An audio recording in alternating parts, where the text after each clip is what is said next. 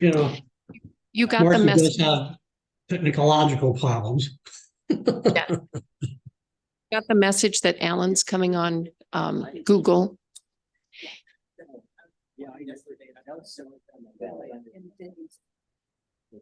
I said, and she.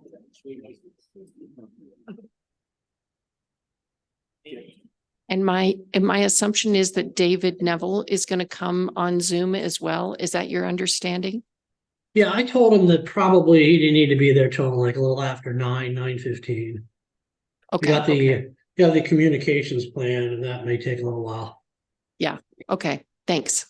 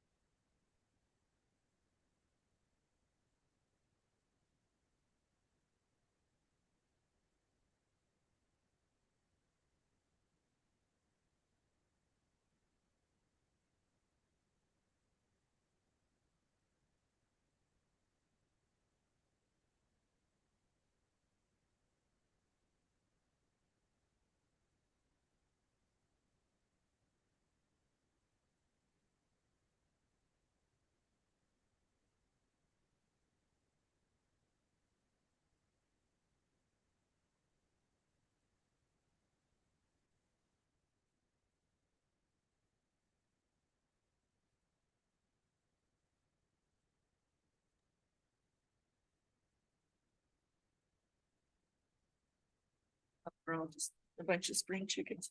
Absolutely. Good morning, Alan. Morning, Alan.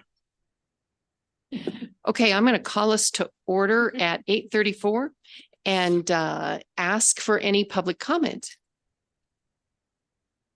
Seeing no public comment, we're going to move on to approval of the October 20th.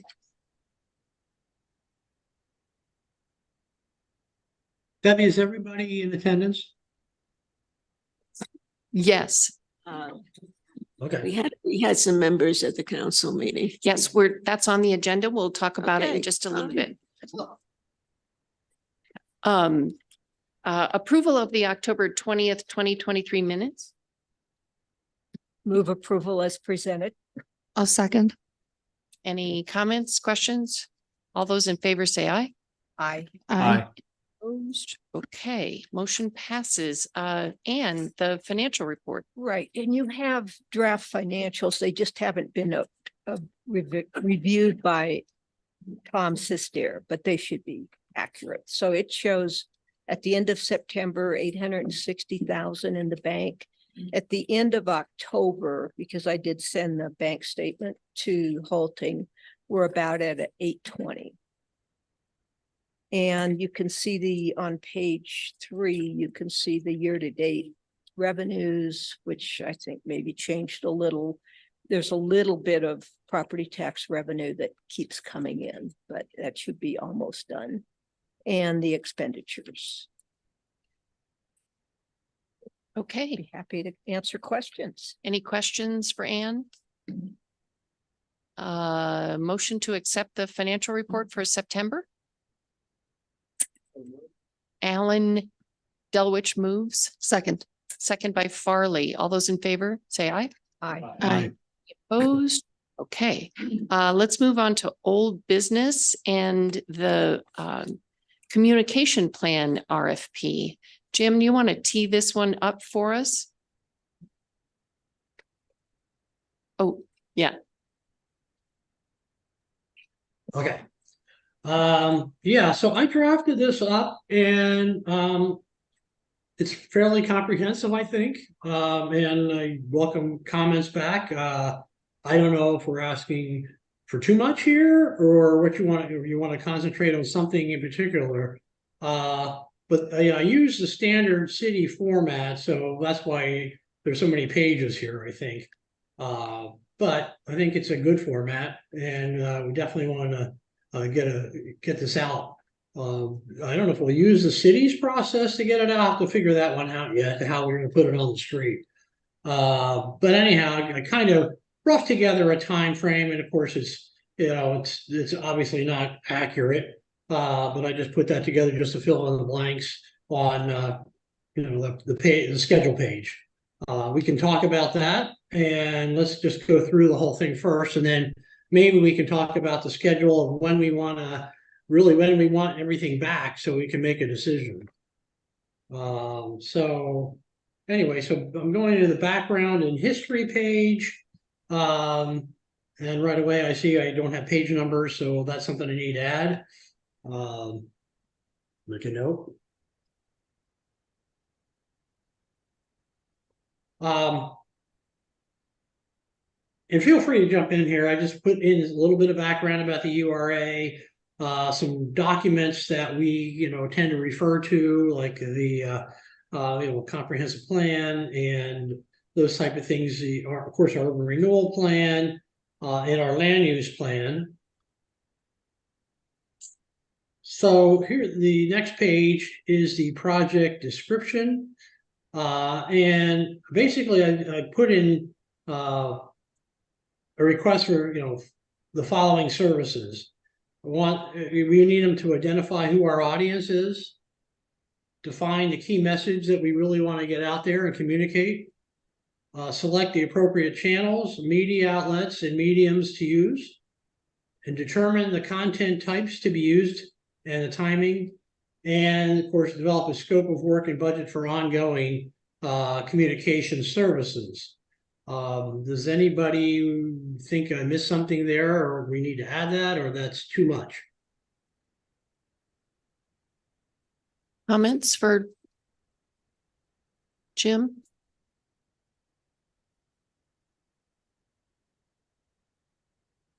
No? Okay, I can go on. So I just went into a little bit more detail under each one of the scope. Now, again, the idea here is for the consultants that come in to expand on every one of these little topics and tell us if they, these things are appropriate or they have a different view on it. But this was just a suggested idea of what the scope would be as far as what we want to cover. So again, identifying the target audience, really we don't know exactly. I'm sure we can say it's a citizenry of Manitou Springs, but are there specific groups we really want to go after? City council or planning commission or anything that we really want to get dialed into on a more regular basis than we do. I think we need some help working through that. So I kind of envision that we would do some kind of work session with the consultant team and try to identify those type of folks that we do. We can also have them possibly trace hits on the website and see who in particular might be using it. So that might be a way of tracking down who our target audience is. And number two, define the key message. I think that kind of speaks for itself. We need to sit down again as part of the same work session idea and really iron out exactly what it is we want to get the word out and to whom. And so I think we want them to have specific message, measurable, goals, achievable, relevant, and time-based, or SMART. And then we could do a SWOT analysis to determine what our strengths and weaknesses are. That may or may not be necessary, but I just put it in there because I thought it would be a good exercise to go through. Then next, determine the appropriate channels, media outlets, and mediums to use. We've talked about social media, and that's all well and good. But what about more traditional types of media like the newspaper, TV? I don't know that we would use that, but direct emails, blogs, that type of thing, something to look into. And I'm hoping the consultant obviously can help us narrow that down and determine what we want to go after and what would be the tools we want to develop to do that. And number 4, determine the type of contents to be used and timing. I think that's kind of back to what I just said. What do we need to develop? Are there leave behind materials? Is there a video? Are we doing blogs? That type of thing. So we need to figure out what the message is and what we need tools we need to develop. And lastly, I think we really want is develop a scope and a work for ongoing communications, which I think we're lacking right now. And so I think we need somebody to come back and tell us how we're going to do this on a monthly basis, rather than just downloading city information and putting it out on their website. And this might require us to rehab our own website. I went back and I looked at our website, and frankly, it needs a lot of attention. It's kind of out of date. The message is kind of muddled a little bit. So I think that we need help with that as well. Okay, so the next page is the format of the response. This is pretty standard stuff. A cover letter, company information, experience, who the project team is, and approach to the scope. And then lastly, we want a fee schedule. I think that's important to know just how much these services are going to cost. So we need to know how much they charge, and especially on the ongoing thing, if we're going to sign up for that, we need to know those fees. The next section is about the evaluation process. Obviously, the board will get together and assign assign some point values to each one of the criteria. We certainly can change those. But it was just kind of roughed it out. And the rest of it's kind of boilerplate, admin information, contracting, that type of thing. So anyway, I welcome feedback. Yes, Barb has a question. Good morning, Jim. Hi. How's Texas? It's nice here. It's going to be like 75 degrees today. Lovely. Reviewing this again, and based on your commentary, perhaps a couple of things that we would want to include. You touched on one of them, but maybe, if we're serious about website redesign, that's kind of a beast unto itself. It doesn't have to be expansive, but maybe we should be very specific about that, if that's going to be a duty or a requirement or an ask, that we might be a little more specific about that. And then also, I think maybe we should be specific, and I don't know, maybe it falls as an example in your points 4 or 5, that we very specifically state, create an annual report or an annual statement to the community in some manner. I think we should perhaps show some of those specifics in here in particular. But maybe we want to talk about the website part a little bit. Yeah, I think you're right. We probably need like some kind of deliverables. So those are 2 of them for sure. So however you want to incorporate deliverables in these points or give examples, I think we need to incorporate some. That's my only input. Harley? I think the website is a different skill set. It might require a different RFP.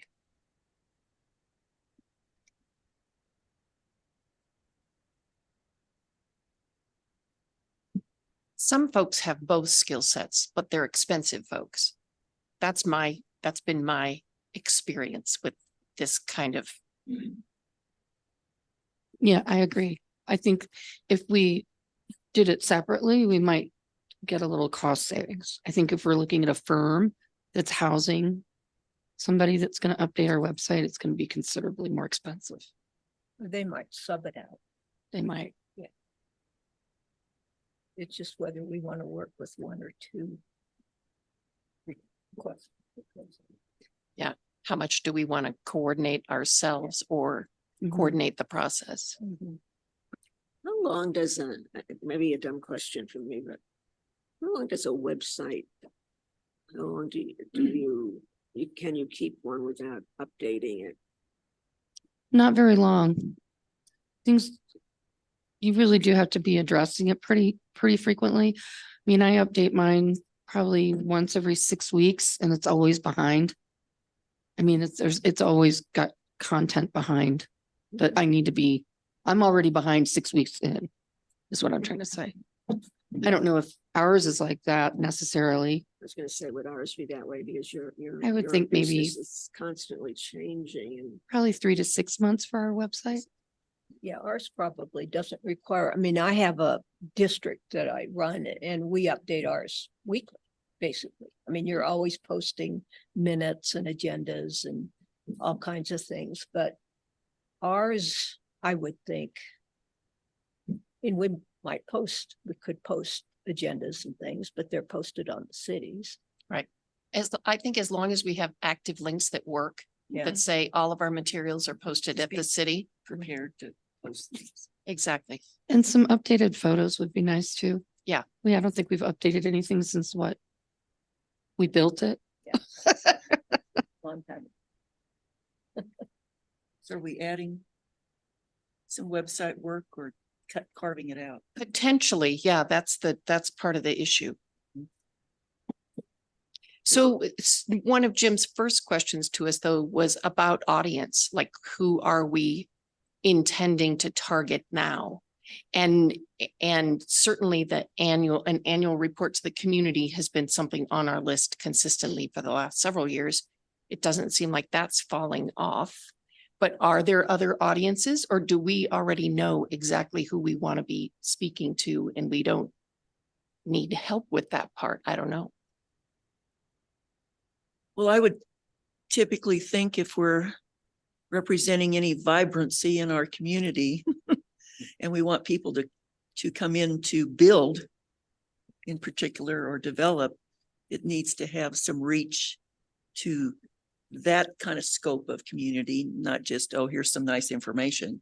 But if we want to draw people in for development, it should have some beef to it in that respect, that people know that we're open for business and we're growing business in various ways, whatever that might look like.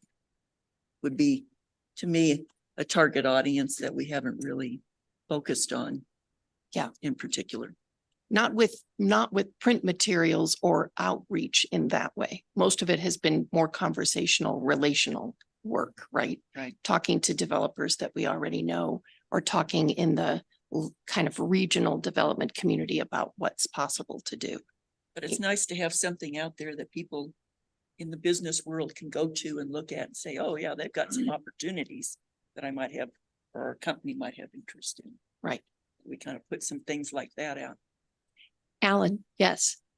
I think the communications RFP may be the driver for re-examining the website. So I just wanted to put out there that I think we'd want the communications information back because that may help in directing if we get another subcontractor on the website. It's just an order of approaching the issues. Good point. Is there a way to structure the RFPs so that we could be asking for strategic communications, giving some examples about things like updating the website, making sure that we have an annual report to the community, but not necessarily saying that we will contract for those things, that we're looking for a comprehensive plan and we kind of reserve the right to subcontract in other places for specific pieces of work. So we'd be giving examples. I think that's a good suggestion. I did like Jim's comprehensive approach, and let the responders determine where they want to whittle it away, and then we can look at it. Okay. Yeah, all this stuff is negotiable. So if we get a proposal we really like, but there's part of it that's just, maybe out there, we can say, drop that out of your proposal or elaborate on something else. And, we can negotiate. Okay. Other comments? I was wondering do we need to have somebody that can go to trade functions or association, like the Realtors Association or something, where they can be, is that something we would want to see as well, maybe? More representation in the community, Yeah, not just communication. yeah. I mean, I've been talking to realtors a lot lately, and none of them even know that that I'm in a URA, which is crazy. Like, it's a selling point. Well, know, that might be the ongoing about part of this, that, specific- we come back and say, here's some trade groups that you guys just aren't even touching. You need to get out there and go to their annual luncheon or whatever, or even, I hate to say it, but do the Lions Club circuit.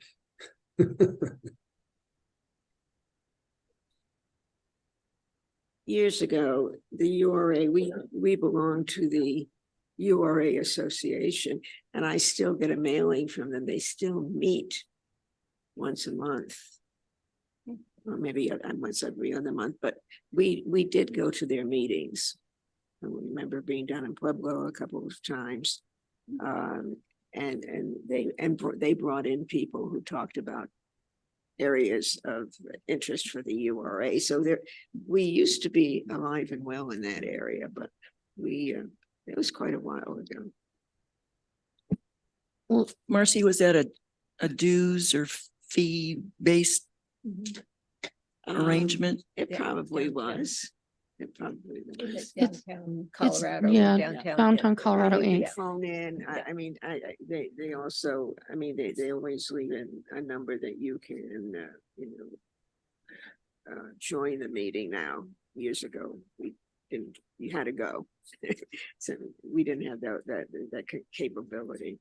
But I was just thinking of that more so maybe probably than the realtors. I mean, I'm not dissing them. I'm just saying these people are part of the URA world, and they understand the need to make contacts and how to do things. And some of them have been very, very successful. Colorado Springs considers theirs to be very successful. Yes.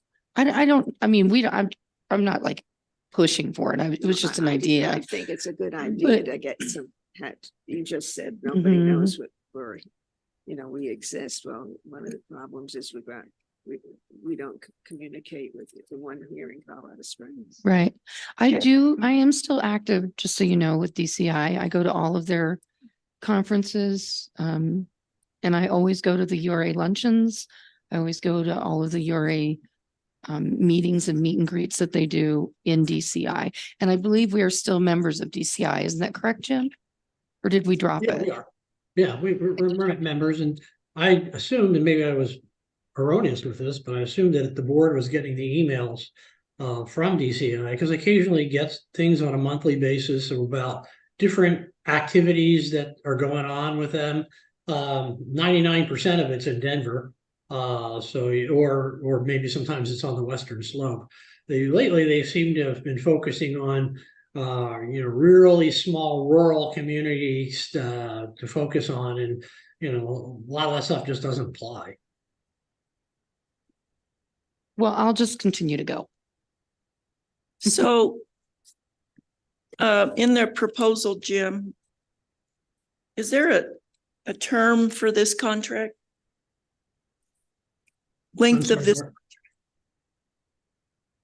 I mean, are we telling them how long we're awarding the contract for? No, actually, you're right. I assume we would get, a scope of services to do the initial work. And then we would also have the ongoing annually. But maybe I need to make that clearer that it's more of a multi-year type thing that we want to cost for, every year to keep this up. So I think we need to describe a term period, whether that's 1 year, 3 years. I think you need some period. And my point of saying that is then some of these other pieces, representation, I think they'll follow as we see how well somebody does for us and what we think their capacity is. Or we may think of other needs that we have that we would fulfill in other avenues, such as you mentioned, Farley. So I think we do need a term, a proposed term in the RFP so people know what they're bidding on. And Are you thinking like 1 year?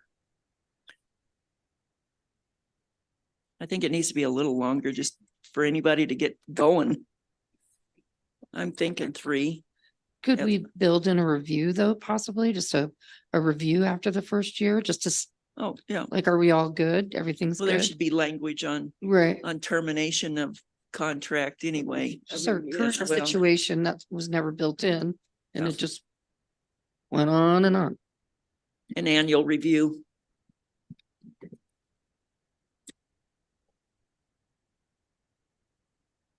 Other comments, suggestions?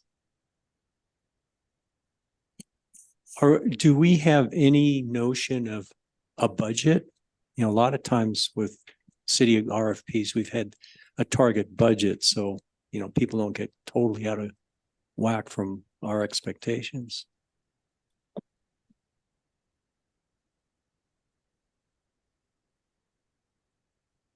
I have no idea what this would cost. Not my area. $500 a month.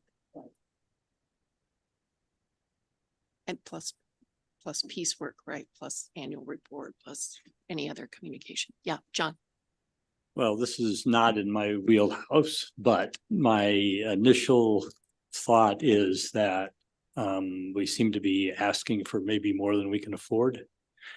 And so I understand that we can reduce the scope before we award a contract, which is fine with me, but I just wanted to put that out there that it seems pretty ambitious for what we have left financially and number of years.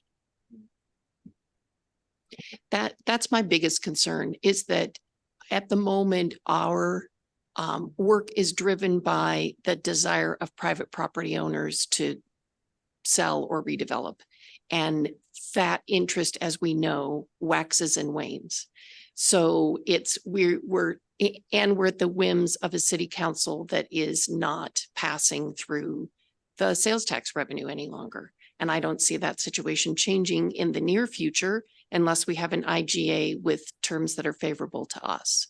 So I don't see any reason not to go out and ask for proposals about strategic communications, but I do think there's going to be a big gap between what this proposal might suggest to a strategic communications firm and what we're actually capable of delivering on. That's my worry. And how do you close that gap? Is it budget? Is it sticker shock, right?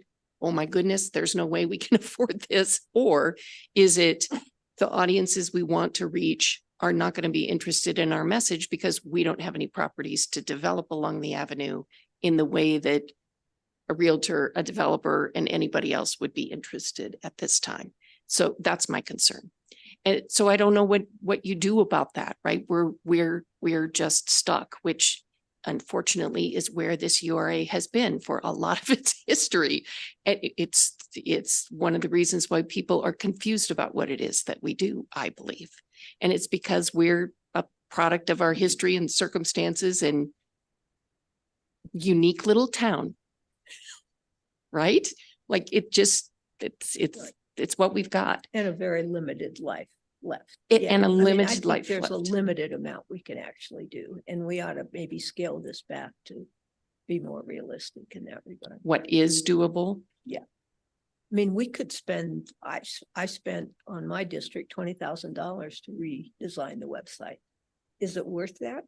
Probably not. For us. So I think we just need to be realistic about what our prospects are going forward, which I agree with you are, it's not likely we're going to have additional sales tax revenue.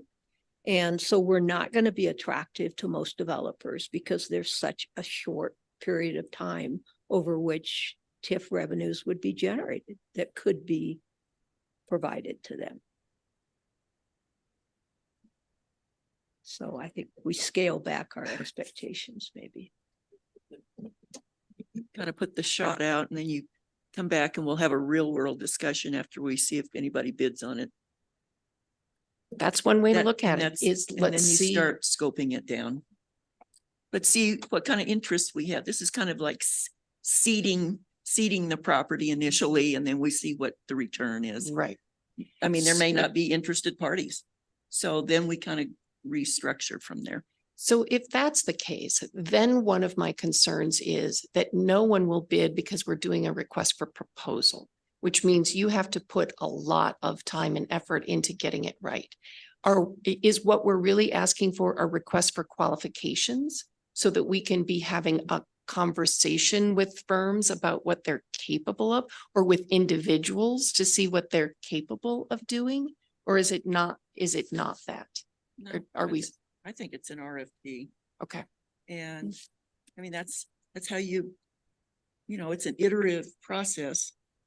And it'll be eye-opening for us, I think, To see what happens. degree of interest Okay. and breadth of interest.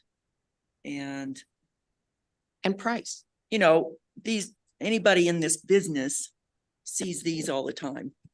And they know all this back here is boilerplate, it's got all the typical template material, but they're going to come and say, here's what we've got. We can actually reach to, if we know of certain boutique little businesses in this field, we can ask them to bid on it and just see what kind of response we get.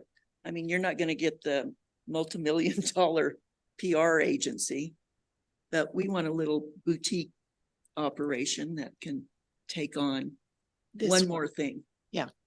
We aren't going to be their sole income in any respect. So Ellen, does that satisfy you that budget is negotiable? So what we're really doing is kind of on a fishing expedition, seeing what the scope could be? Oh, definitely. Yeah, Okay. Yeah, I mean, I was just sort of scanning this, like, we've talked about the website as if it needs to be rebuilt. Maybe that could be part of the scope, is to evaluate and give recommendations, because Do the work. where we are now, and 8 years left, and maybe it just needs some refreshing. That's Yeah. not a major Yeah. A rebuild. specific story. We need to tell a very specific story now. Yeah. Good point. So Jim, can you incorporate some language that says we know that our website needs to be refreshed? And we know we want an annual communication to the community at a minimum, and other deliverables as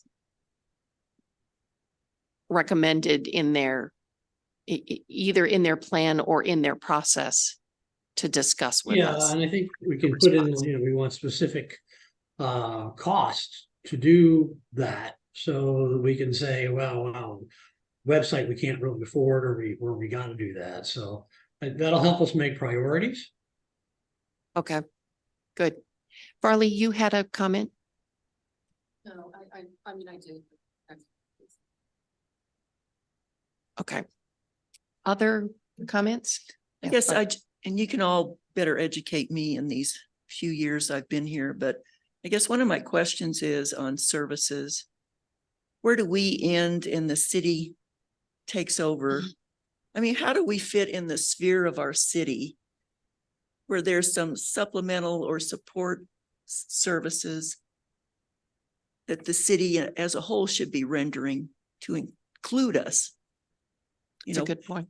you know, whether it's Alex's time or Denise's time or other people on city staff, it seems like some of these things ought to be supportable in the whole. Yes. So I have that question. Yes, I do as well. And if that would be one of the stakeholders that I would say needs to be identified and that we need to have a specific new level of communication with them. That if we're indeed pursuing an intergovernmental agreement, that could be spelled out there, right? And then part of our strategic communications is how do we fit together better? So that information is flowing back and forth and citizens are getting the benefit of our information through the city or vice versa. We're getting information from the city that we can pass along to our stakeholders that the city might not regularly communicate with, right? So I think a conversation there makes a whole lot of sense. A refreshed conversation, right? Because the players at City Hall have changed over the years. We have changed and our needs are changing. So that conversation seems essential to me. Yeah, Nancy. It just seems that in IGA, I've always been a supporter of an IGA. And someone would need to take the initiative, whether it be the city or the URA, to take the initiative to draft something up. So I would just throw that on the table as a point of discussion. Or you could just let things stay as they are and hope for the best. Say drift. Drift, exactly, yeah. So someone needs to take the initiative if that is something that at least one party wants. Yes. We will do that. Thank you. I think asking for an IGA is going to give us a lot of feedback. Yes. There was a directive to city staff to start pursuing that. So I think it is up to us now to follow up on that request and see where it sits. Yeah, and I did reach out to Denise and she was kind of waiting on how things would shake out with the election, I think. But I think it's time to obviously gear that back up. And I try to make her aware that the board wanted David Nevlin and myself involved with that IGA. So I can reach out again. That would be great. Thank you. Marcy, did you have a comment? Well, I think Jim is moving in the right direction. I agree with the idea of pulling the city. The city and us need to be, we've talked about it numerous times. The city and this board need more help from the city staff as a whole. And I know, I mean, as I always thought, if we had a liaison who really came to our meetings and paid attention, knew what we were doing, which Nancy did, I thought that would all work out. Wrong. That did not work out. And that's true with two different councils. So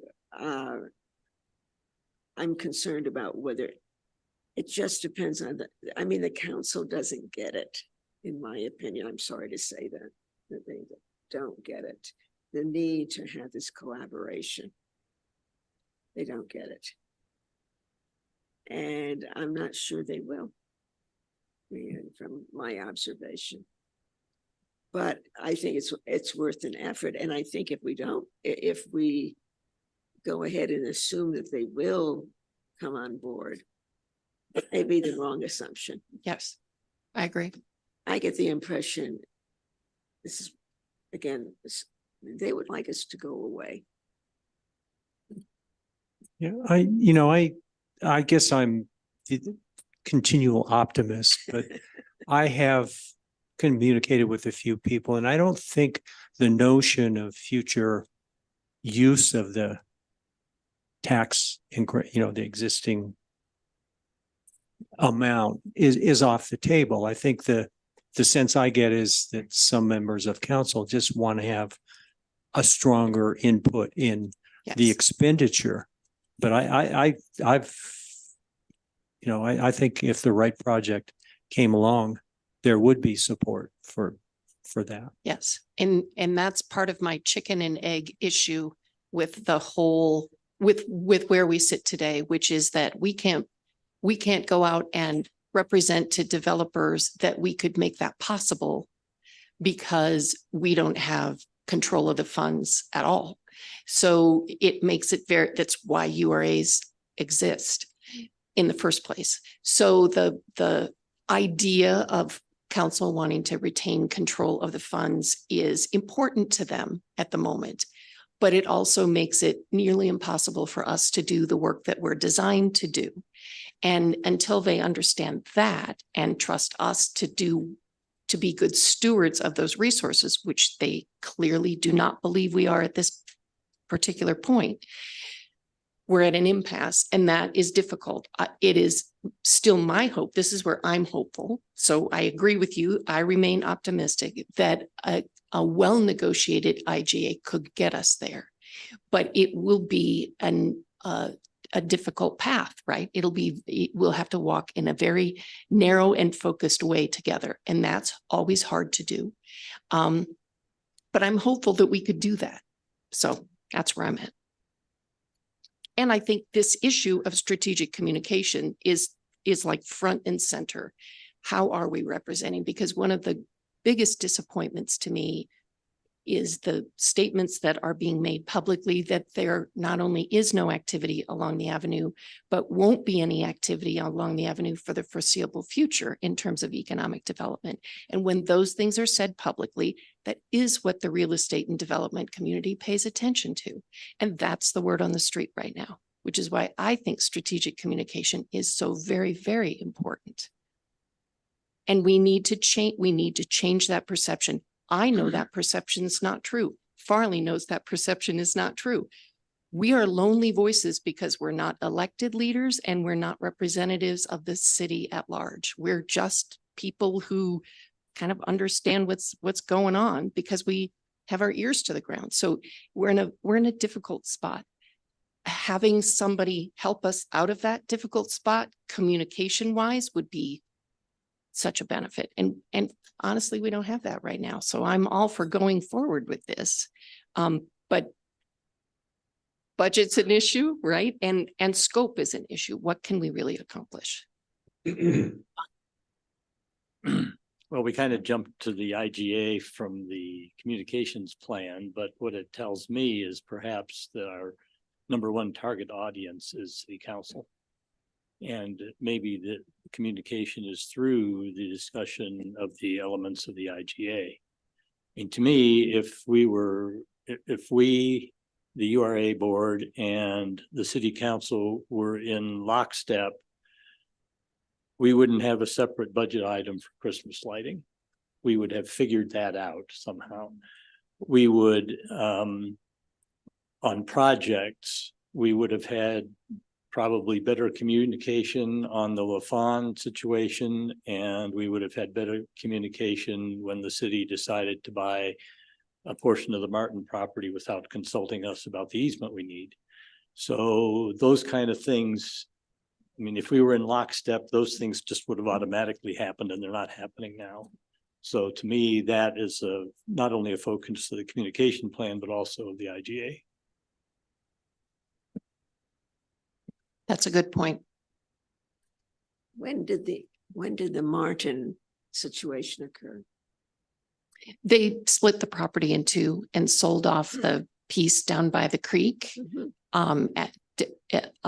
separately and the Open Space Advisory Committee coordinated its purchase as open space. So now the Martin property is only the building along the avenue. That's the only piece of the property that remains for sale. And the city owns the other piece, the other parcel. So they basically listened to the advisory committee. Is that correct? That's correct. It was done in executive session. In what? Executive session. In executive session, which I think, that's a little no-no, isn't it? No, it was property negotiation, so it was allowed. Right.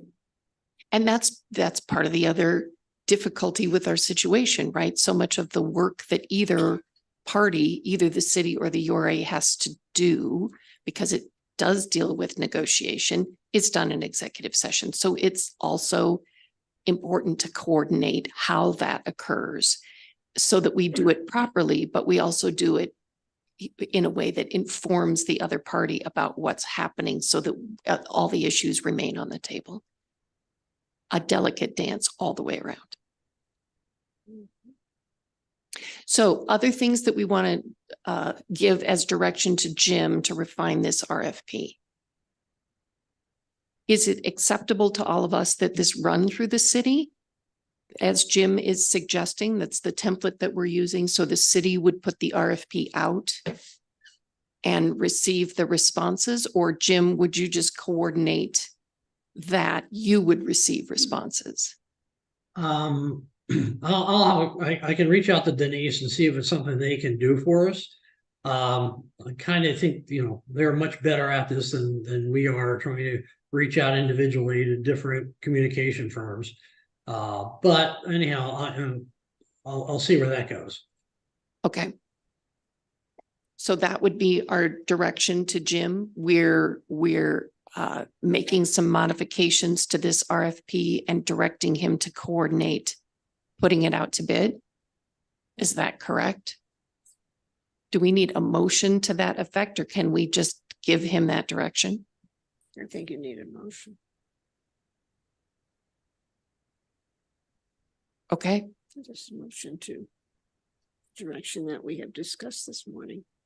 so Jim, Marcy's moving that we approve the direction that we've given you this morning to modify the RFP and coordinate its execution to receive responses. Okay. Is there a second? Did I say that Second. correctly? I think so. I'll second. John, we'll work it out in the minutes. I'm just not clear when you say we'll work it out. Are you talking about? The motion, not the motion. issues, because my motion was awkwardly worded. Sorry. Okay. Yeah. So our direction, as I recall, is we want to make sure that the website update is specifically called out, and we want to make sure that an annual report to the community is specifically called out, those two deliverables. And then we also gave some other input about potential stakeholders, things like that. So I think the background information may need to be modified to talk more about that, or something like that, as Jim sees fit, so that proposers have a full idea of who we actually interact with on a regular basis. Make sense? So I've got a motion and a second. Any further discussion? All those in favor say aye. Aye. Any opposed? Okay, the motion carries. Debbie, who was the second? I didn't get that. John Okay. Maynard was the second. So I see that David has joined us. Could we move to the review of the bylaws so that we can move his day along? I would appreciate that. Good morning, David. Good morning. So this item is something that we discussed at our last meeting, reviewing and revising, updating our bylaws. It started as a very small item because John Maynard let us know that he cannot step up next year to become the chair, which has been our usual protocol, that you serve as vice chair for a year and then move into the chair role. So he has let us know that he is not going to do that. That led to a discussion about revising the bylaws to remove the section that says that officers can only serve in a role for 2 years as part of their term, 5-year term, or within a 5-year period.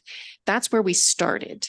What we got was a full update and revision to our bylaws, because once Jim looked at them and I looked at them, it became very clear that not only were our bylaws not in compliance with state law, but they also didn't reflect our current practices as an organization. So Jim or David, I'm going to let you all walk through this unless all of this makes perfectly good sense to you and you just want to move to comments. Do you want to have a review of the bylaws, the changes?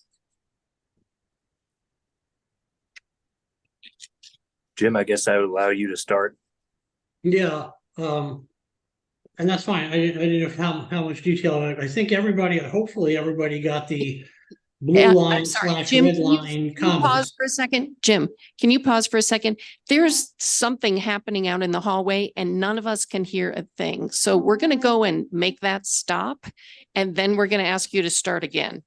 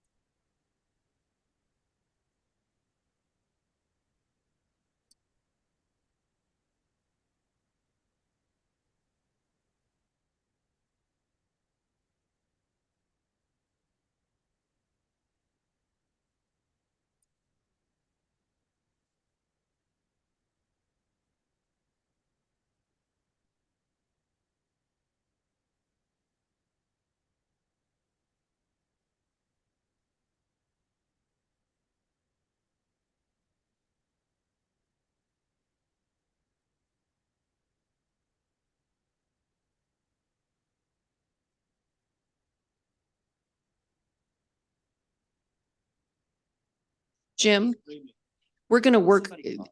So they paused for a second. We're going to try to turn the volume up so that we can hear you all. We can hear each other. It's just that when anyone's speaking to us over Zoom, we have a difficult time hearing. So we're trying to play with the volume and see if we can just keep going that way. So give us another second. Actually talk to us and let's see if we're getting the volume up. Okay, is that better or is it worse or? Yeah, Anything change? we're almost at 100. All right, let's see what we can do. Because we're all here, why don't you just start talking? We'll see how this goes. Okay, interrupt me if you can't hear, and otherwise I'm going to try to slog through this with David's comments. So here goes. Section 1 was really just cleaning up things. The existing bylaws refer to Manitoba Springs Urban Renewal as MURA. Nobody uses that. We all use MSURA, so I just changed it. And then it talked about a physical and a mailing address. It had a physical address of I have no idea where that was. So I struck that out and just said, you know, here's our address. That must have gone back a long time.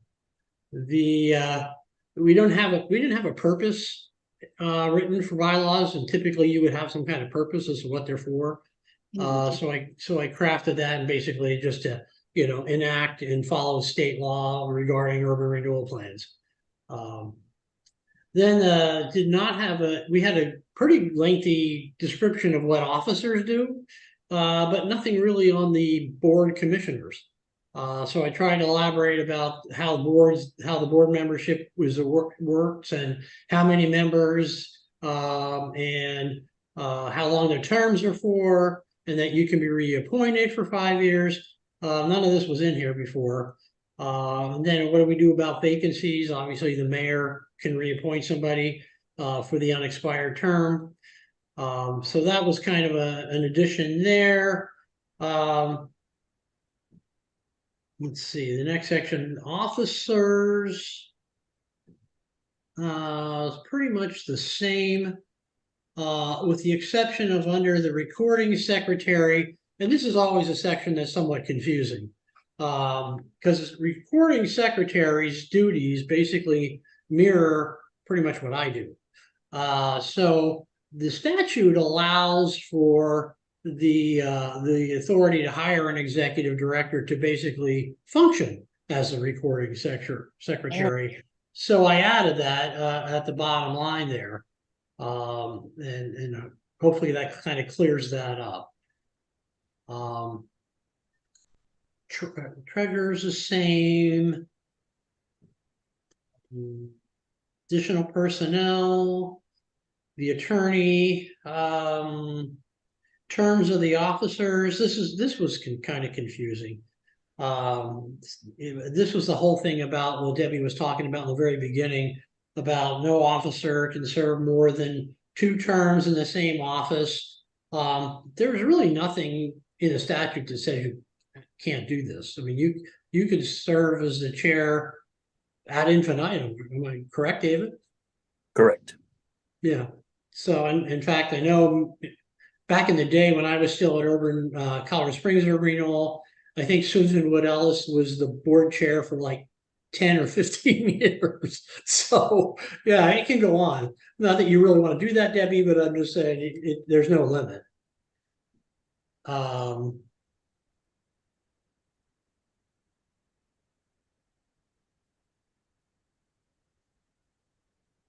And there was some language in here about mentorship, and I thought it was just kind of extraneous, so I struck it.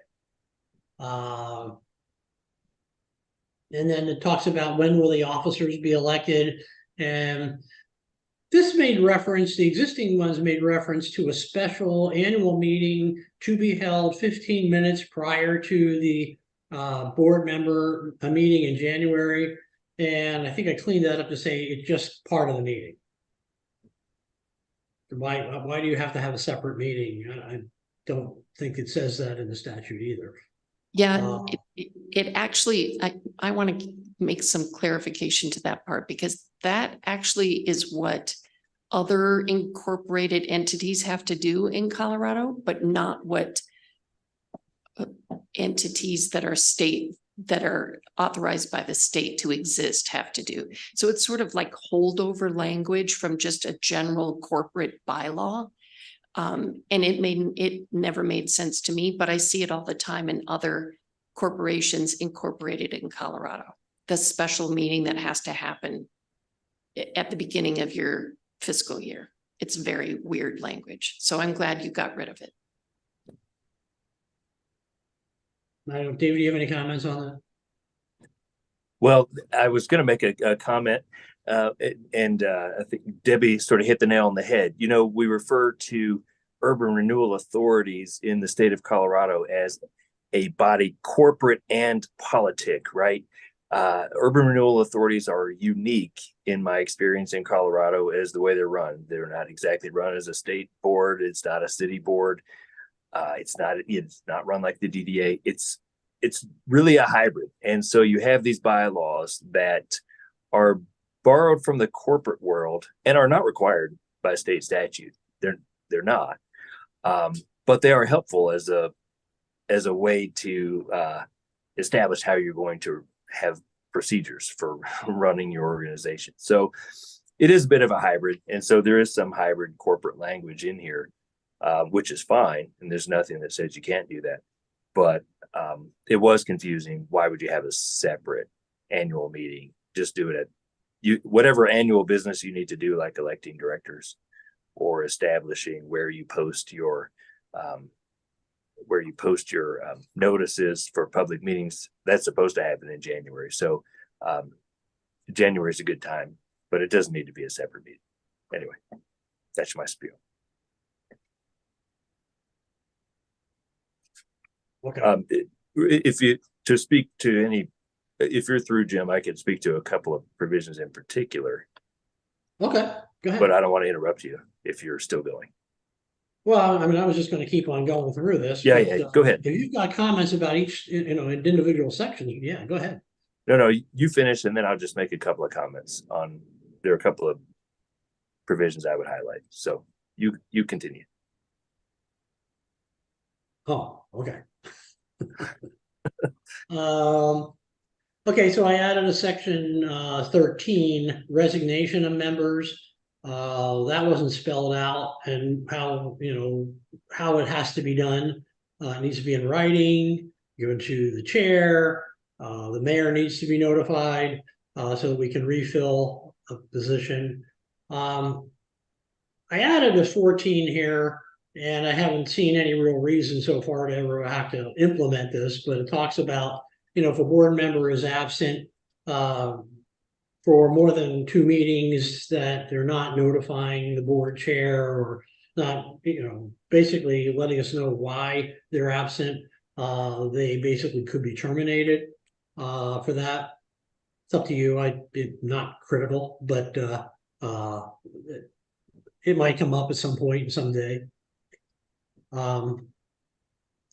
Meetings, we talked about the annual meeting, again, I struck it and made it that's part of the regular meeting. I guess we probably should advertise the January meeting as the annual meeting, David. Would that be appropriate? I think that's fine. That's appropriate. Again, not required, but it's certainly something you can establish as a procedure. Okay, then it talks about the regular meetings. It didn't really talk a lot about how things are required under the statute as far as posting, 24-hour notice. In fact, it made some bizarre references in there about not having to do any notice, which obviously flies in the face of state law. So I don't know why that was ever in there, but yeah, it was definitely didn't meet the sunshine requirements. So I changed that. So hopefully this reads better, I think. And they need to be posted. And then if you have a work session, which you do time to time, just stating that you can't take any votes or any actions at that work session. Okay, talks about the limitation. And we've had this discussion before about, having 3 or more board members having a meeting. So obviously you can't do that. However, I know David spent some time explaining at one time that, if 3 of you happen to be at a social function, there's no problem with that. You can't obviously take action, but this is talking about if you really got together and discussed business, that's a no-no.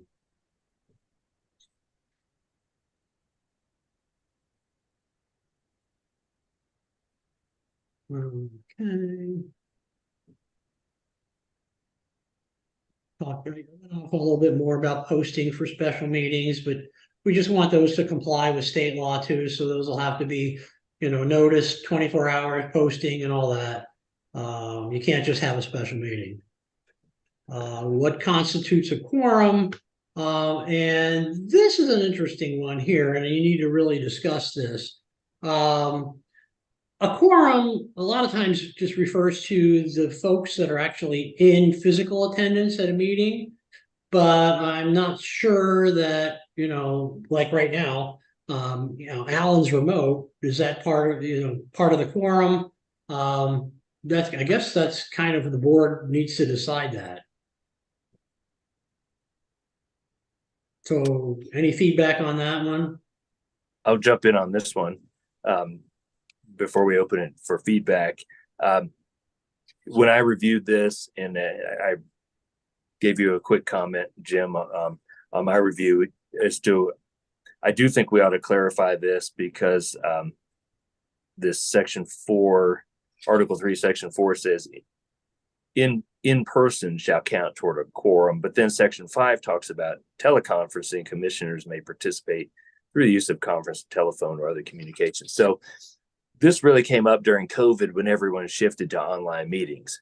Of course, telecommunications counted toward a quorum in that situation, right? And so I don't think the open meetings law in Colorado has caught up with technology, and it doesn't address this in particular, and other states do, but Colorado does not. So, but I think everyone has basically gone to online meetings counting toward a quorum, right? Your presence online and in real-time communication and conversation does count as full participation in a meeting with quorum and voting consideration. So I think it's really easy to clarify that in here, and I think it should be stated yes or no. Does that count toward a quorum? David's going on and on. Can you hear David at all? Okay. Hey, David, so the laptop just died. And so you're going to have to start over from the beginning of your comment because that's when it went dead. We're thinking it's some sort of omen, but we know that it has nothing to do with how well you represent us. So, Okay, I'm sorry about that. So, can you hear me now? yes. Okay, so let's see, from the beginning, Article 3, Section 4, quorum talks about attendance in person shall count toward a quorum. And like Jim said, we ought to have a conversation around that because Section 5 talks about how commissioners can participate through teleconferencing and telephone. So does that count toward a quorum? Well, through COVID, we all participated electronically, right? And certainly counted that toward a quorum. And really, that's been the way of the world ever since COVID. That participation, like my participation here or Jim's participation, is full participation in a meeting, or Alan's participation. And so, I think it would make sense to clarify, if that's the board's choice, that online participation counts toward a quorum.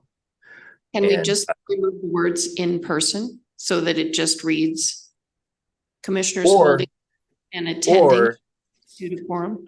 One other possibility there is just to clarify that participation electronically is considered in person, right?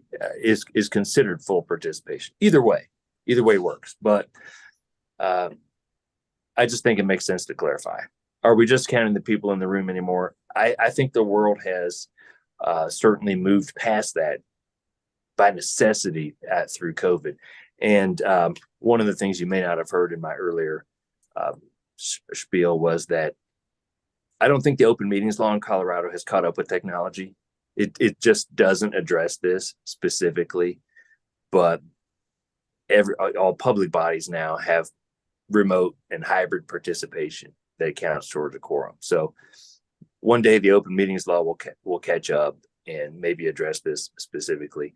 But I think we're okay here with electronic participation and video conference participation constituting full participation. So the next section, Section 5 about teleconferencing, describes what we mean by that.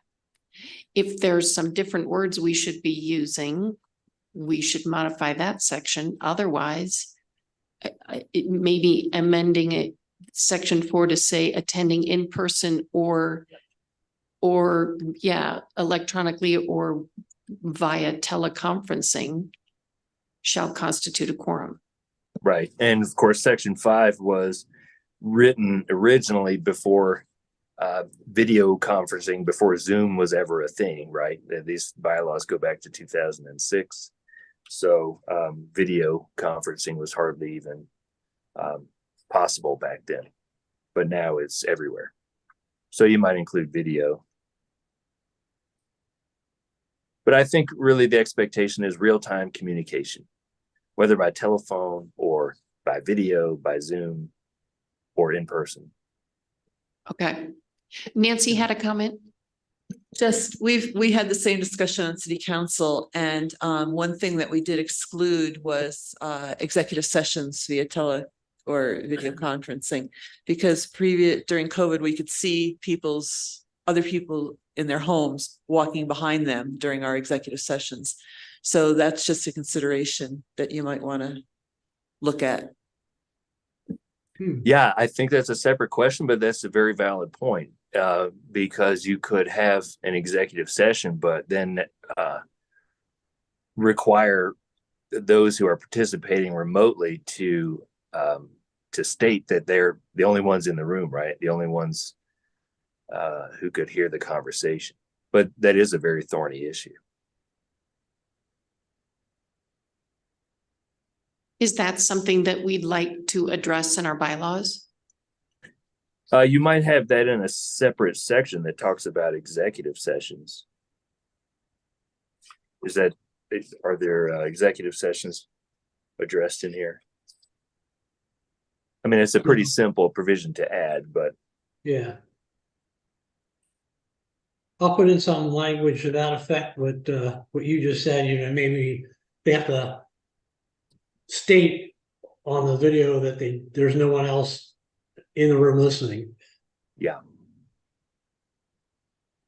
Yeah, because I can already tell you that meeting in person in executive sessions sometimes is absolutely impossible for us because of where our stakeholders are. It would be impossible for us to say that we would have to hold executive sessions in person all the time. So we have to have some provision that says that we're clear that no one else is listening in on executive session or participating in executive session except the people who are supposed to be there. That's the language that seems to make more sense to me. Would you all agree with that? That we have Jim modify that way? Okay. Okay, I can do that. My dog is always here, so she's gonna have to be part of it. Moving on, I'll add that section.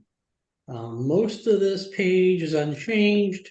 Then it comes down to kind of the last page with expenditures of monies.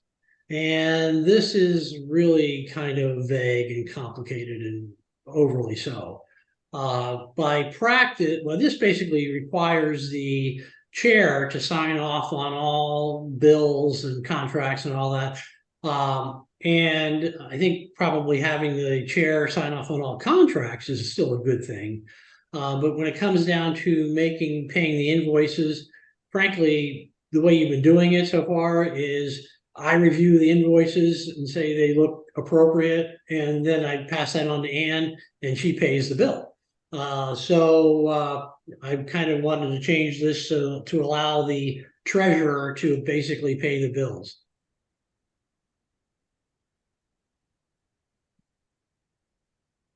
Does that make sense? As you know, Jim, because of the 2-year rule, I'm currently the secretary, so you might put secretary/treasurer. Okay.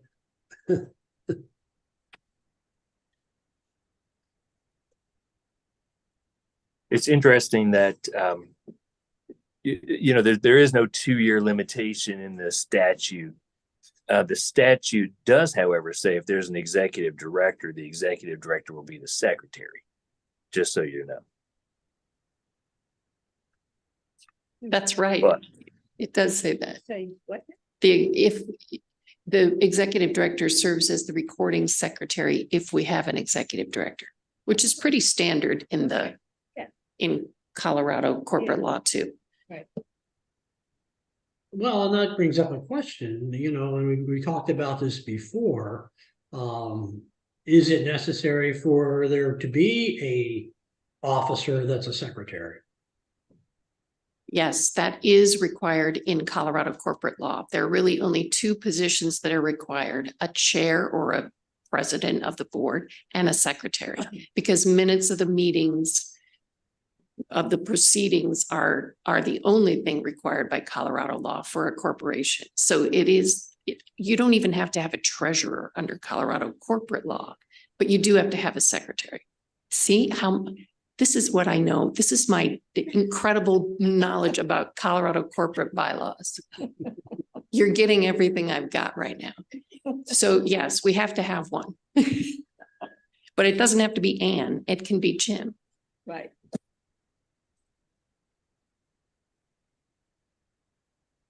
If you're not a chair. Jim, it's Alan. Does the language, I'm sorry, I don't have it in front of me right now.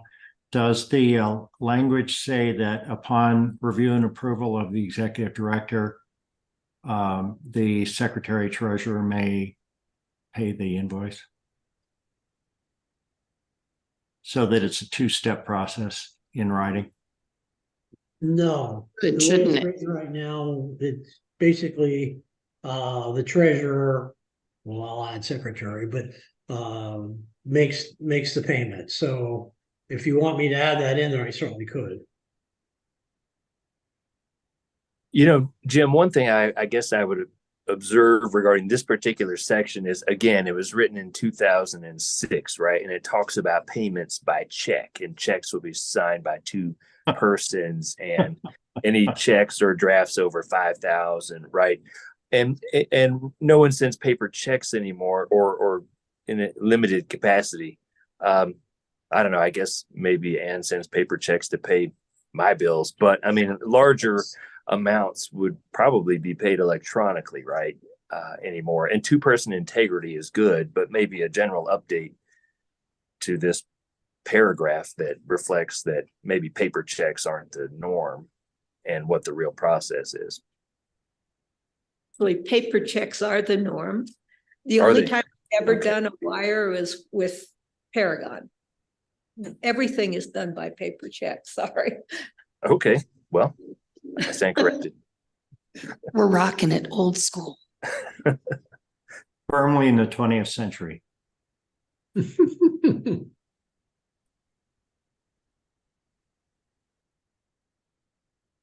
Another point I would make is there are expenditures that are approved in your budget, right? And maybe you could distinguish between if those were within the budget and they've already been appropriated, maybe they don't need separate approval. Certainly two-person integrity is good. But if it's already been appropriated in the annual budget, that could be a consideration. That's a really good point. This, would it be all right if we just directed Jim to modify this language to better fit our current practice, given that we do approve an annual budget?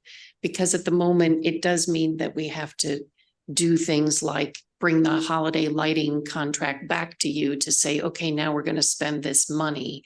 If you read this very strictly, and we really don't do that. If it's in the budget, we go ahead and cut the check when we receive the contract, and we follow a very specific procedure to do that.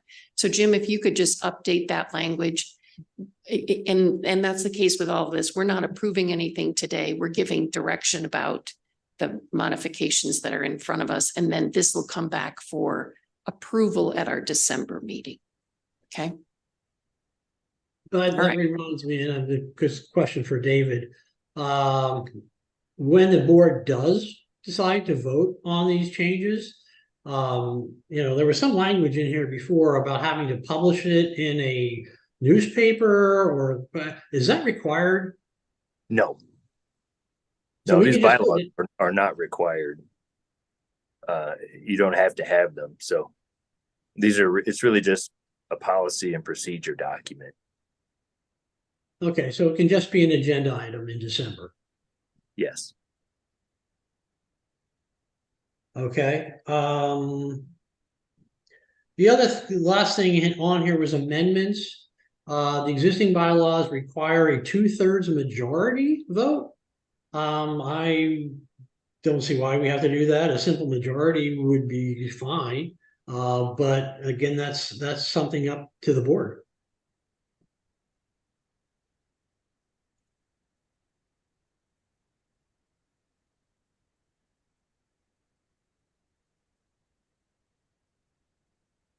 Any thoughts on that? Is it a simple majority work? Yeah, informally, we're saying a majority, simple majority is fine. Okay. Is that right? That's okay. And that's everything I've got. Okay, Okay, so now, thank could I jump in and just add a couple Yes. of points from my perspective? So jumping back to the beginning regarding commissioners and officers, see, Jim, you added the board should be composed of up to 9 members. Appointed by the mayor, et cetera. Of course, that's a statutory process, but I will tell you, if you look at the statute today, you will see that it says a board consists of 13 members. Okay, but you all are living under the pre-House Bill 15-1348 era, which you can do because you haven't done anything to trigger the new compliance. But you won't find anything in the statute anymore about how you can have 9 members of the board. You have to go back and look at the pre-1348 universe where it says you will have an odd number, and you may add that, Jim. You will have an odd number between 5 and 11, or from 5 to 11. So, and you can choose the number 9, but it does have to be an odd number. And if you're looking for a statutory reference for this, it no longer exists. Just so you know.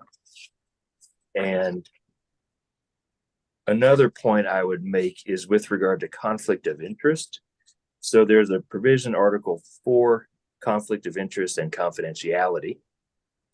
And this paragraph, the first paragraph there, correctly copies and pastes the provision from the urban renewal law regarding conflict of interest. And you might recall from one of my general board trainings, and I think it's been a while since I've done one, but there hasn't been a lot of turnover. So maybe you recall, there is another section of conflict of interest provisions in Colorado law that applies to this board.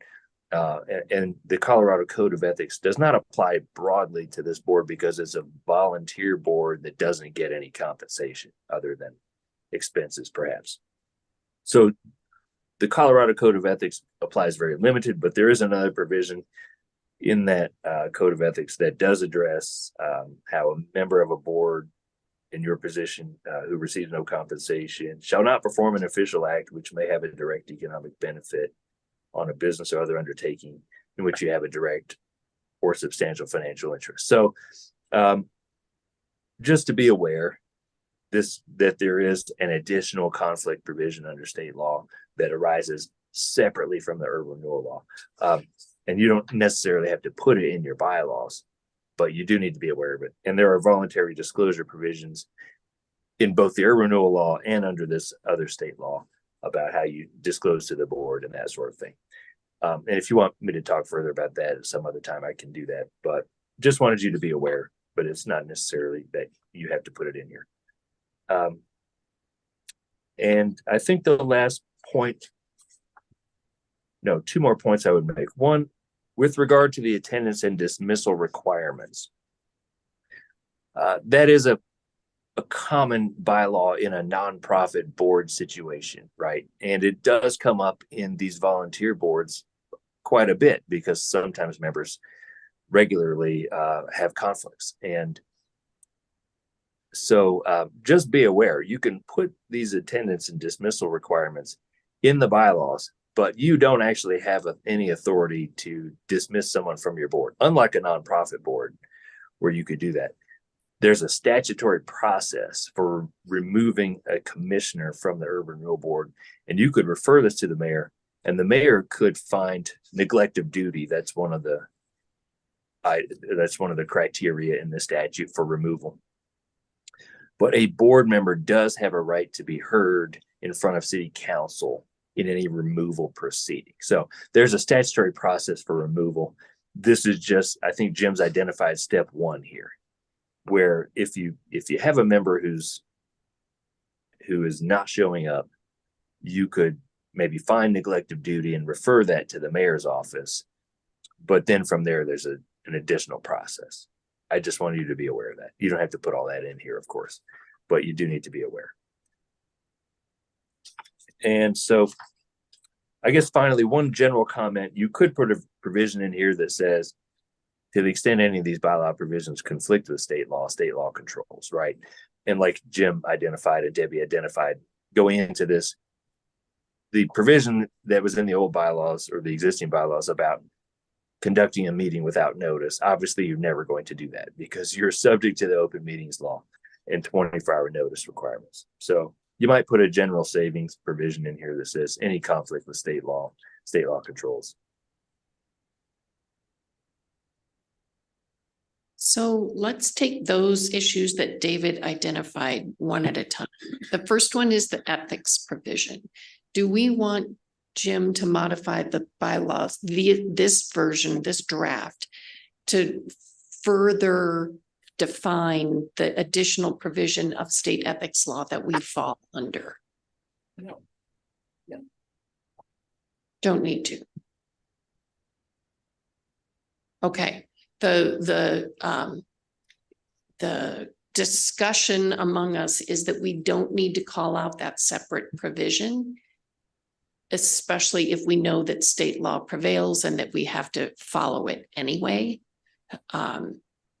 How about the members' attendance and dismissal section, being dismissed for not attending meetings consecutively? Do we want to leave that in just the way Jim's amended it?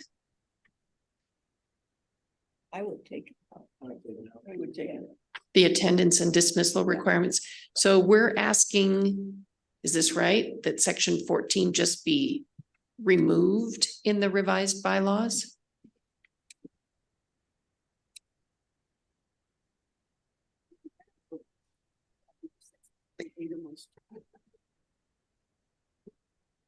I have a bit of a problem with that because that is one of the most common things that happens to a volunteer board. People leaving the board, sometimes forgetting not even to tell you and leaving town or moving away or not happy about something and just not showing up. So I don't know how others feel about it, but I think it's one of the most common things that happens to this kind of a board. I agree with Marcy. I think any prospective board member should be aware of the board's approach with regards to attendance. And reading through the bylaws, if you're interested in being on a board, is a very common thing for prospective members to do. My question was whether or not the bylaws should refer to the statutory process that David spoke about, just to let everyone know that it can get kind of complicated when a recommendation is there's a referral made to the mayor. Okay, so Alan's suggestion. No. Now that the volume's up, we can only go one at a time. So Alan's suggesting that we amend this section to refer specifically to the state statute instead of removing it. John? Well, it's okay with me if you leave it in. It's just I look around the room and it's not an issue with current makeup of the board. I don't see it ever being an issue.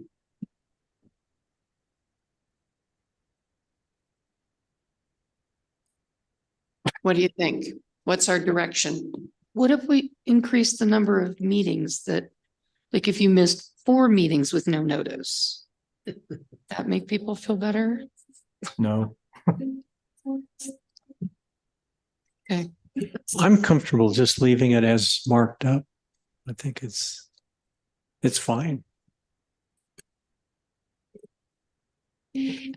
I'm understanding what Alan and Marcy are talking about, not necessarily because we're not all committed around this table now, but thinking about these bylaws lasting us for the remainder of the term and the fact that we don't have control over who the mayor appoints. It is entirely possible that we could wind up with a member that doesn't have the commitment that we have. You know, our process for finding new members has been very deliberate so that we wouldn't wind up in that situation, but that's not to say that it couldn't happen in the future. So I guess I'm okay with leaving the language. Yeah, and in fact, just historically, in the first 10 years of this board, we did have an issue with that with 2 different members. And it was pretty consistent that, I mean, one of them just disappeared. Interesting. Okay, so it has been an issue. Just went poof. So what about Alan's suggestion that we add the section at the very end, just saying, will the mayor will follow, or the process that's in state law for termination of a member would then be, we would request that process be followed to consider termination of a member. Well, I think the fact that our jurisdiction is just to make a referral to the appointing officer as the mayor, then it's their issue to follow state rules. I don't think we have to restate that. That's in his or her purview, whatever their rules and regulations read to. Yeah, you could maybe just make a simple reference to the statute if you wanted. And Jim, I just sent you and Debbie just Yeah, a copy of that statutory provision. Just make a cross reference. Is somehow keeping it simple. Yeah, I'll just reference it. I think it makes it clear to members what's going to happen to them if they don't comply, which is if you're a prospective member looking at the rules and understanding understanding the seriousness of that process, it would make you straighten up and fly right or resign, right? If you understood that you're going to have to go sit before the mayor and council and have a hearing about your dismissal as a member. That has some teeth to it. That makes some sense to me.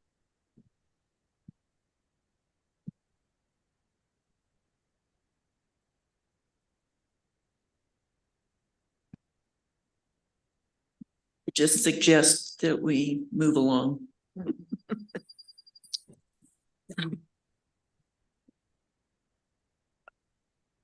Okay, how about the putting in a provision that state law governs the organization somewhere in here? That is important to add. We're all agreeing with that one. Mhm. Anything else? Any other final comments?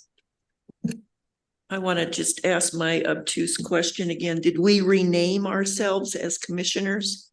Because I don't recall being appointed as a commissioner when my name was put forward. My name was put forward to be added to a board of directors. It wasn't officially a commissioner. So I don't know where this language came from. The statute refers to board members as commissioners. Okay. Okay, well, that was just news to me. How, when Alan and I came on, how our names were put before city council. I don't think it was as commissioners, but that's fine. I'm fine with it. I just wanted clarification. Okay.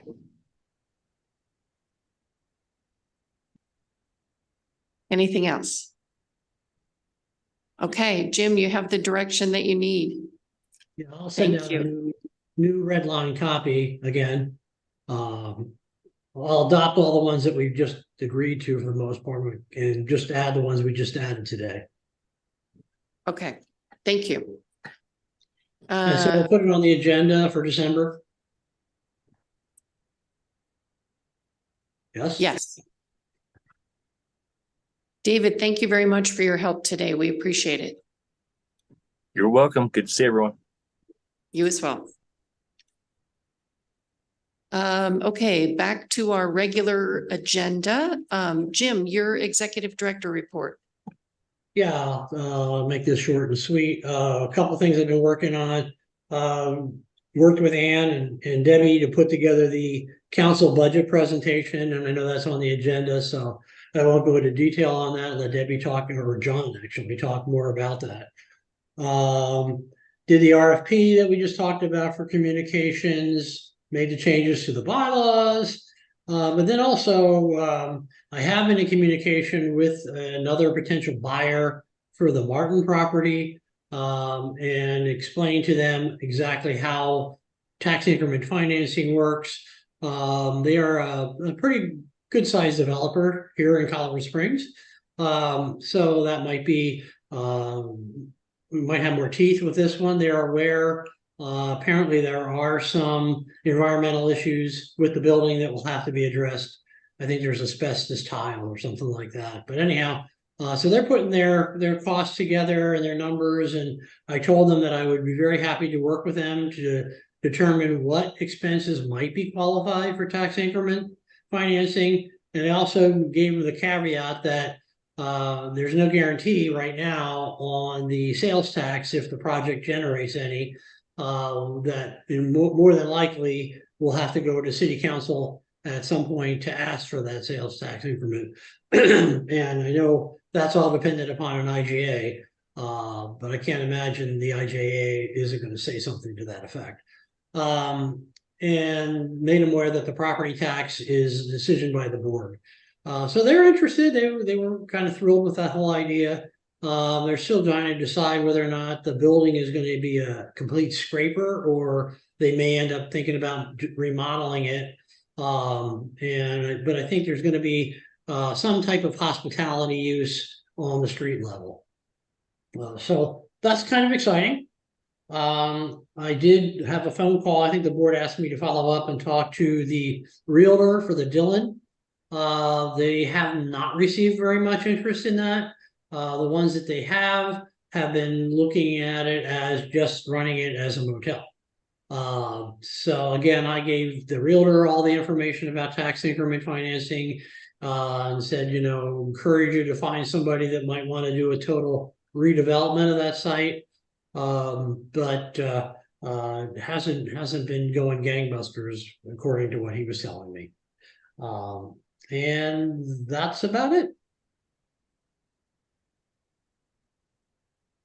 Thank you. Any questions for Jim? Let's move on to the budget discussion. Ann. So you have the budget that actually what was discussed with council is the proposed 2024, but based on feedback that we continue to get from Mr. Shada, I did reflect in 2023 what we're likely to spend in the redevelopment grant, which was at 510,000 or whatever I had. So this now shows an ending year fund balance that I think is more realistic and what we are likely to see at the end of 2023. The main thing we did do to the 2024 budget at your direction was to include a request to council to provide sales tax TIF revenue sufficient to cover what is owed to the Holiday Inn Express. And that shows in the $153,000 line item at the top.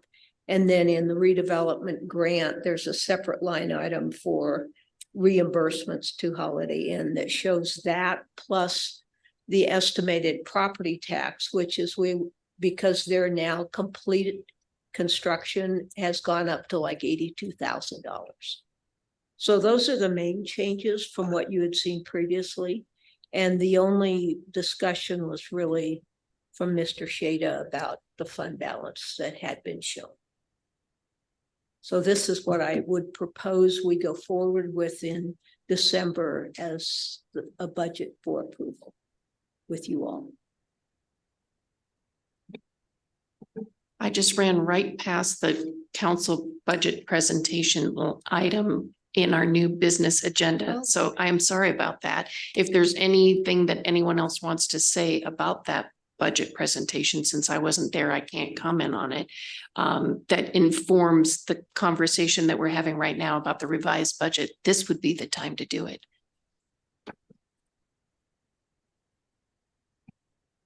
The only interesting comment that was made was made by Councilwoman Chandler, who said that she supported the 24 Manitou Avenue interchange, but we really can't do anything unless council appropriates some money either. And the way I presented it was that I suggested that if they wanted us to front that project, we would be willing to do that. I don't know if they caught that comment or not, but until council tells us to go ahead or provides us funds for that, there's no reason to go forward. Thank you. Are there any questions or comments for Anne about the proposed budget?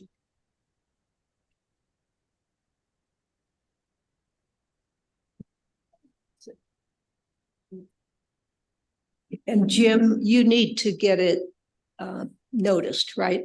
The budget hearing that we'll have at our December meeting needs to be noticed. Yeah, in the paper. Yeah, that's correct. We'll have to put it in a publication newspaper. That is, our annual budget will be presented in active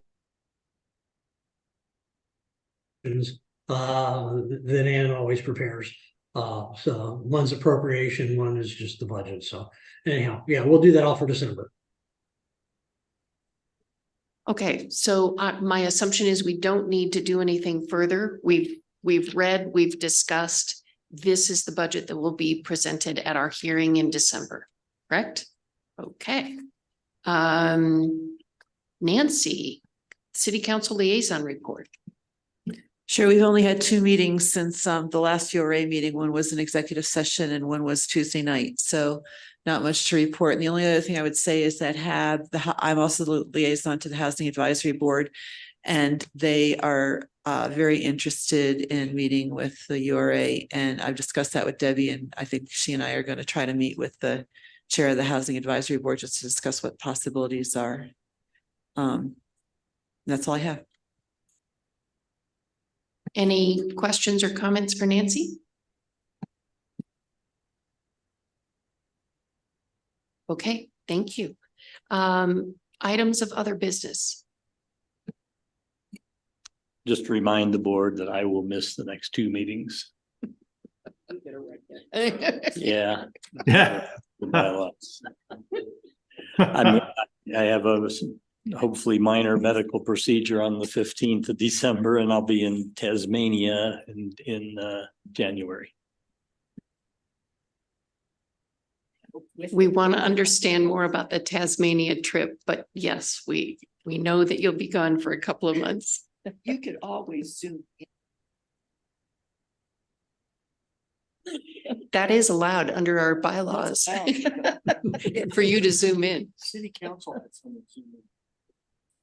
That's true. That is true. They did. Any other items of other business? Hearing none, I need a motion to adjourn, please. So moved. Moved by Anne, a second by Alan Gregory. All those in favor? Aye. Aye. Any opposed? Thank you all so very much. Enjoy your day.